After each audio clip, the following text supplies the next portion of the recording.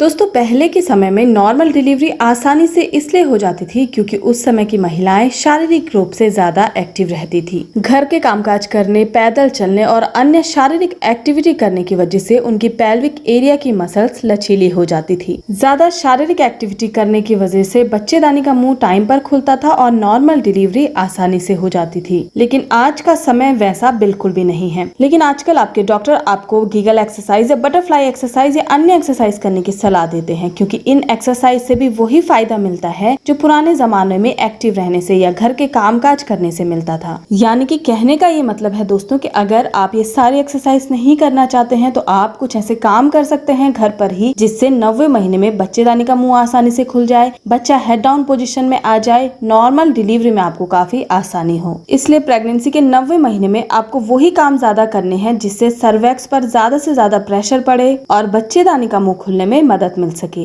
तो दोस्तों आज की इस वीडियो में हम बात करेंगे कि प्रेगनेंसी के 90 महीने में आपको कौन कौन से काम करने चाहिए। तो जानने के लिए वीडियो को अंत तक जरूर देखिएगा। चैनल पर अगर आप नए हैं तो सब्सक्राइब जरूर कर दीजिएगा और वीडियो अगर आपको पसंद आती है तो लाइक शेयर जरूर करिएगा। नंबर 1 है प्रेगनेंसी के 90 महीने में वॉकिंग करना, यानी कि सुबह शाम सैर करना। यूँ तो प्रेगनेंसी के दौरान शुरू से ही आपको वॉक करने की सलाह दी जाती है, लेकिन प्रेगनेंसी के 90 महीने में जब आप वॉक के लिए जाती हैं तो उस दौरान इस बात का ध्यान रखें कि आपको तेज कदमों से चहलकदमी करनी है। ऐसा इसलिए क्योंकि जब आप तेज कदमों से चलती हैं तो बच्चे को नीचे की ओर खिसकने में मदद मिलती है और जब बच्चा नीचे की तरफ प्रेशर लगाएगा तो उससे आपके सर्वेक्स का मुंह मुलायम होगा, सर्वेक्स का मुंह खुलने में मदद मिलेगी। इसके अलावा तेज कदमों से चलने से आपके पेल्विक एरिया की मसल्स मजबूत बनती हैं और जो पेल्विक एरिया की हड्डियां हैं वो फ्लेक्सिबल होती हैं, जिससे कि नॉर्मल डिलीवरी में कम पेन होगा, डिलीवरी में समय भी कम लगेगा और आसानी से डिलीवरी हो भी जाएगी।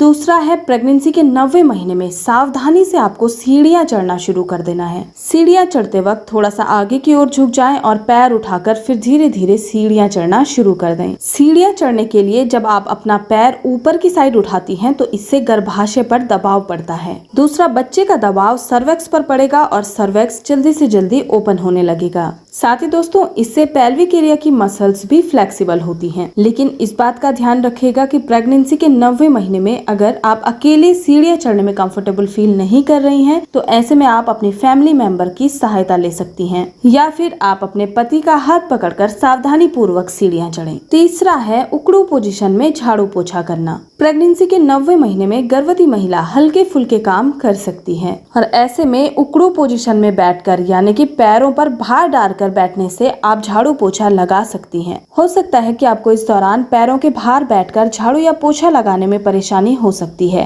तो ऐसे में आप थोड़ा सा आगे की ओर झुककर झाड़ू पोछा लगा सकती हैं, क्योंकि इससे बच्चा नीचे की ओर आएगा, गर्भाशय पर दबाव पड़ेगा और बच्चेदानी का मुंह आसानी से खुल सकेगा। लेकिन दोस्तों अगर प्रेगनेंसी के 90 महीने में आपको उकड़ू पोजीशन में बैठकर झाड़ू पोछा करने में परेशानी हो रही है, आपको दिक्कत महसूस हो रही है, तो ऐसा जरूरी नहीं है कि आपको उकड़ू पोजीशन में बैठकर झाड़ू पोछा लगाना ही है। ऐसे में आप 2 या 3 मिनट के लिए अपनी किसी फैमिली मेंबर की हेल्प से उकड़ू पोजीशन में बैठ सकती हैं और ऐसा आप तब तक करें जब तक आप कंफर्टेबल हों। इससे भी आपको वही फायदा मिलेगा जो आपको उकड़ू पोजीशन में झाड़ू पोछा लगाने से मिलता है। क्योंकि दोस्तों सबकी प्रेगनेंसी अलग होती है, इसलिए आपको ये डिसाइड करना होगा कि आपको अपनी प्रेगनेंसी के दौरान क्या कंफर्टेबल लग रहा है। उसके अकॉर्डिंग ही आपको ये डिसाइड करना है कि कौन से काम आपको करने हैं और कौन से नहीं। प्रेगनेंसी के 90 महीने में अगर आप प्रॉपर आराम करने के साथ साथ घर के हल्के फुल्के काम करती हैं तो इससे शरीर एक्टिव रहता है, जिससे आगे चलकर डिलीवरी में आपको काफी ज्यादा आसानी होती है। लेकिन दोस्तों इस बात का ध्यान रखें कि प्रेगनेंसी के 90 महीने में आप जो भी काम कर रही हैं